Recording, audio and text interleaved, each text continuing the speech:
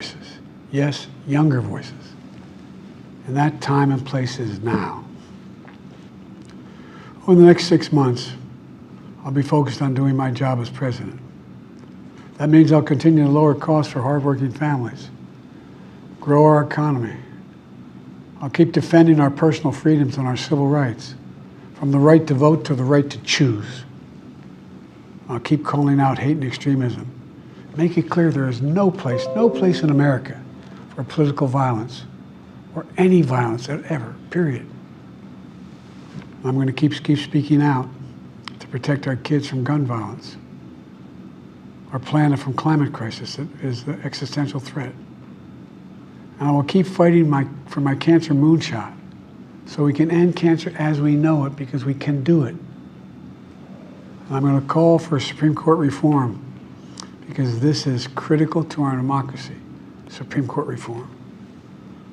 You know, I will keep working to ensure America remains strong and secure and the leader of the free world.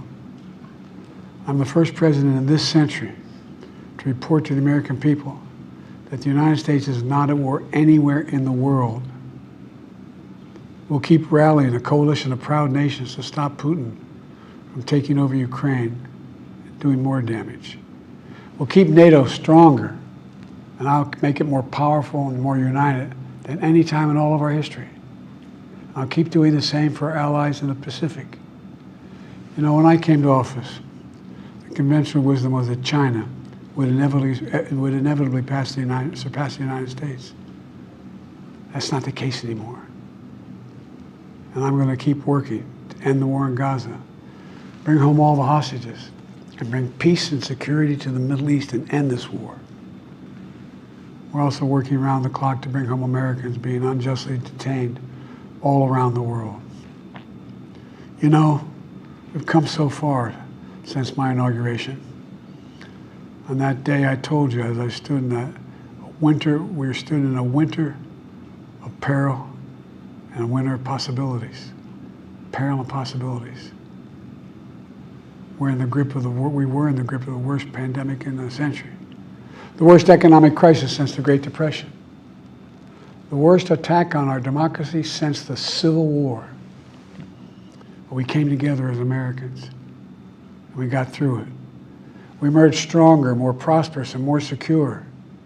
Today we have the strongest economy in the world, creating nearly 16 million new jobs, a record. Wages are up. Inflation continues to come down. The racial wealth gap is the lowest it's been in 20 years. We're literally rebuilding our entire nation, urban, suburban, rural, and tribal communities. Manufacturing has come back to America. We're leading the world again in chips and science and innovation. We finally beat Big Pharma after all these years to lower the cost of prescription drugs for seniors. And I'm going to keep fighting to make sure we lower the cost for everyone, not just seniors. More people have health care today in America than ever before. And I signed one of the most significant laws helping millions of veterans and their families who are exposed to toxic materials. You know, most significant climate law ever in the history of the world. The first major gun safety law in 30 years. And today, the violent crime rate is at a 50-year low. We're also securing our border. Border crossings are lower today than when the previous administration left office. I've kept my commitment to appoint the first black woman to the Supreme Court of the United States of America. I also kept my commitment to have an administration that looks like America and be a president for all Americans. That's what I've done. I ran for president 4 years ago because I believed and still do that the soul of America was at stake. The very nature of who we are was at stake. And that's still the case. America's an idea. An idea stronger than any army, bigger than any ocean, more powerful than any dictator or tyrant. It's the most powerful idea in the history of the world. That idea is that we hold these truths to be self-evident. We're all created equal, endowed by our Creator with certain inalienable rights: life, liberty, pursuit of happiness. We've never fully lived up to it, to this sacred idea, but we've never walked away from it either. and I do not believe the American people will walk away from it now. In just a few months, the American people will choose the course of America's future. I made my choice. I've made my views known. I would like to thank our great Vice President Kamala Harris. She's experienced, she's tough, she's capable. She's been an incredible partner to me and a leader for our country. Now the choice is up to you, the American people. When you make that choice, remember the words of Benjamin Franklin hanging on my wall here in the Oval Office, alongside the busts of Dr. King and Rosa Parks and Cesar Chavez. When Ben Franklin was asked, as he emerged from the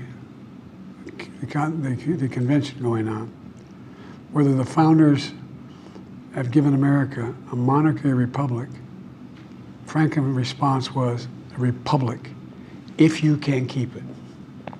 A republic, if you can keep it. Whether we keep our republic is now in your hands. My fellow Americans, it's been the privilege of my life to serve this nation for over 50 years. Nowhere else on earth could a kid with a stutter, from modest beginnings in Scranton, Pennsylvania, and Claymont, Delaware, one day sit behind the resolute desk in the Oval Office as President of the United States. But here I am. That's what's so special about America. We're a nation of promise and possibilities, of dreamers and doers, of ordinary Americans doing extraordinary things. I've given my heart and my soul to our nation, like so many others. I've been blessed a million times in return with the love and support of the American people. I hope you have some idea how grateful I am to all of you. The great thing about America is here, kings and dictators do not rule, the people do. History is in your hands. The power is in your hands. The idea of America lies in your hands.